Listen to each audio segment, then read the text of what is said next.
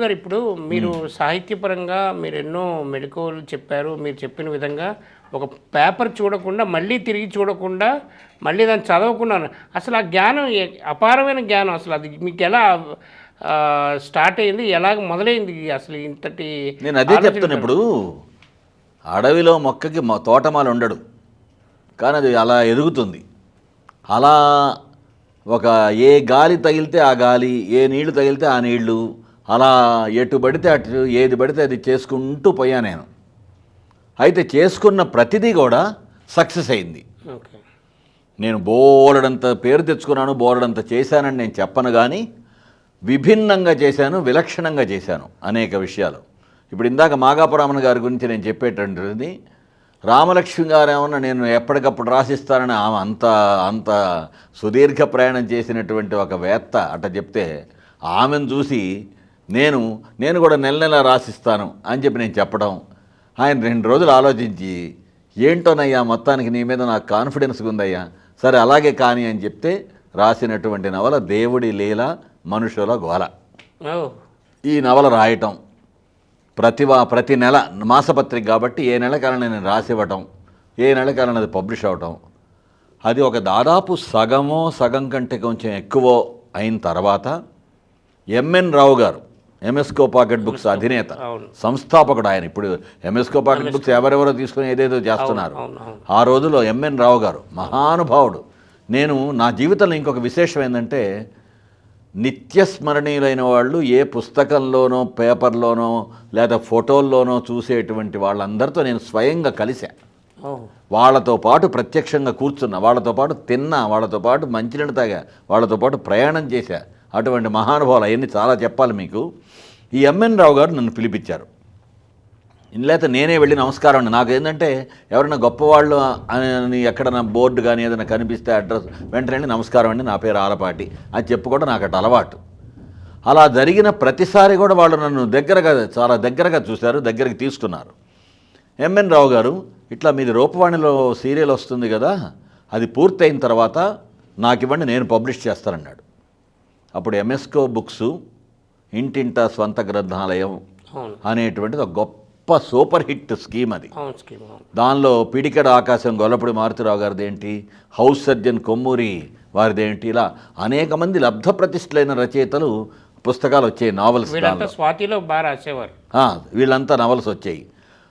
ఈ రూపవాణిలో వచ్చినటువంటి దేవుడి లీల మనుషుల గోల నవల్ని ఎంఎస్కో బుక్స్లో ఆయన ఎంఎన్ రావు గారు వేశారు. ముఖ చిత్రం బాపు గారి ముఖ చిత్రంతో నా మొట్టమొదటి నవల ఆ విధంగా పబ్లిష్ అయింది. ఇది పక్కన పెడితే జ్యోతి మాసపత్రిక, అప్పుడు మనకి యువ జ్యోతి చాలా గొప్ప. ఈ జ్యోతి మాసపత్రిక లీలావతి రాఘవయ్య గారు, తర్వాత స్వాతి వచ్చింది, తర్వాత ఎప్పుడో వచ్చింది స్వాతి. లీలావతి రాఘవయ్య గారు అక్కడ ట్రస్ట్పురం అని కోడంబాకం దగ్గర, నేనేం లేదు వెళ్ళటం, నమస్కారం అండి, నా పేరు ఆలపాటి, ఇలా నేను లెక్చరర్గా చేస్తున్నాను, ఇట్లా సంథింగ్ వాళ్ళు కూర్చోబెడతారు, మాట్లాడతారు. నా మాటలకు వాళ్ళు ఇంప్రెస్ అవుతారు. మా జ్యోతికి కూడా రాయండి అంటే, అప్పుడు జ్యోతికి రాసినటువంటి మొట్టమొదటి కథ ఒక 13-14 ఏళ్ల అడోలసెంట్ ఏజ్ జీవితంలో దాన్ని తీసుకొని పాల పొంగు అనే కథ రాశా. మరో సీత కథ అని నేను ఇంకో కథ రాశా. ఆ సినిమా పేరు కూడా వచ్చింది. దాని గురించి చెప్తా. మీ టైటిల్ నేను కొట్టేశానని గొల్లపూడి మారుతిరావు గారు నాకు స్వయంగా చెప్పారు. ఈ మరో సీత కథ చూసి మీ టైటిల్ నేను కొట్టేస్తున్నానని మరో సీత కథ ఆయన సినిమా కథ రాశాడు గొల్లపూడి మారుతిరావు గారు. మరో సీత కథ రాశాడు. ఇట్లా కొన్ని రాసిన తర్వాత అప్పుడు ఈ రచయిత్రులు రాజ్యం వెళ్తున్న రోజు, ఎద్దనపూడి గారు కావచ్చు, ఇంకోటి కావచ్చు, అసలు మామూలు మగ రచయితలు అసలు ఆ ధాటికి నిలబడలేనటువంటి పరిస్థితి అప్పుడు. ఎప్పుడు 70 అది పైగా కొంతమంది, అందుకే ఆ దెబ్బకి ఇక పోరు పడలేక మగవాళ్ళు కూడా ఆడపేరు పెట్టుకొని రాశారు.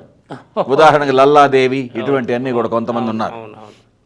ఇది అయిన తర్వాత ఆమె ఏం చెప్పిందంటే, నేను జ్యోతిలో సీరియల్ రాయాలనుకుంటున్నానండి అన్న. నేరుగా ఏనుగు కుంభస్థలం అంటామే అట్లా. జ్యోతిలో సీరియల్ అంటే మాటలు కాదు, అంటే జ్యోతిలో ప్రతి నెల మన పేరు రావడం అనేది మామూలు విషయం కాదు. ఏదో అట్లా ఒకటా వచ్చి పోవడం కాకుండా, ఓ పని చేయండి, మీరు మామూలు నవల్సు ఇప్పుడు ఎద్దనపూడి గారు రాస్తున్నారు, ఈమె రాస్తుంది, ఆమె రాస్తుంది, ఇదే సరిపోతుంది. ఈ నవలలు కాకుండా నాన్ ఫిక్షన్ తీసుకోండి మీరు అందామె. లీలావతి రాఘవయ్య గారు నేను ఎప్పటికీ మర్చిపోలేను అనమాట. ఇలా నా జీవితంలో ప్రతి ఒక్కరూ పాత్ర పోషించారండి. చిన్నప్పుడు పాఠాలు చెప్పడం మొదలుకొని, చిన్నప్పుడు నా చేత వేషాలు వేయించడం మొదలుకొని, నా చేత పద్యాలు పాటలు పాడించడం మొదలుకొని ప్రతి ఒక్కరూ మహానుభావులు అందరూ కూడా నా జీవితంలో పాత్ర పోషించారు. ఇన్ని ఎట్లా చేశారు మీరు, ఇంత ఎట్లా ఎదిగారు, ఇవన్నీ ఎట్లా గుర్తున్నాయి, ఇన్ని రకాల పనులు ఎట్లా చేశారని ఇప్పుడు అనేక మంది అడుగుతుంటారు. వీటన్నిటికీ కారణం ఆ రోజు ఒక్కొక్క వ్యక్తి ఒక్కొక్క శక్తిలాగా నన్ను చేరదీయటం, దగ్గరికి తీసుకోవటం, నా చేత పనులు చేయించడం అనేది నేను గర్వంగా రికలెక్ట్ చేసుకున్నాను. మీరు ఆ రోజు నాటక రంగం నుంచి వచ్చారన్నారు కదా, పద్యాలు పాడు నాటకం. మరి ఇప్పుడు మీరు ఇప్పుడు చెన్నైలో ఇప్పుడు అంటే ఇప్పుడు చెన్నై ఒకప్పుడు మద్రాసులో సినీ రంగం అంతా అక్కడ ఉన్నప్పుడు మరి మీరు ఎలాంటి నాటక రంగం నుంచి మీరు సినిమాల్లో నటించి ఎందుకు అడుగు పెట్టలేదు అనేది పాయింట్. సినీ రంగంలో అడుగు పెట్టాలంటే రెండు మూడు పాయింట్లు ఉంటాయి. ఒకటి, రాత్రింబగళ్ళు తిరగాలి. సంవత్సరాల కొద్దీ ఒక్కొక్క స్టూడియో తలుపు కొట్టి దొంగతనంగానో దొరతనంగానో లోపలికి ప్రవేశించి వాళ్ళ దృష్టిలో వీళ్ళ దృష్టిలో పడిన తర్వాత అప్పుడు అవకాశం లభిస్తుంది. మెగాస్టార్ చిరంజీవి గారు మొదలుకొని ఎంతెంత గొప్ప గొప్ప కళాకారులకైనా ఇది తప్పనిసరి పరిస్థితి. దానికి చాలా రాత్రింబగళ్ళు అదే పనిగా ఉండాలి.